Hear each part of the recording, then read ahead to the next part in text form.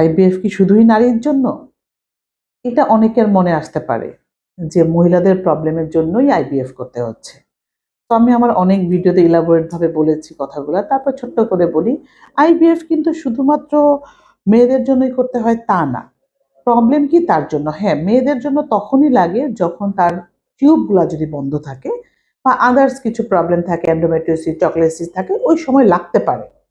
But শুধু কিন্তু মেয়েদের জন্য না।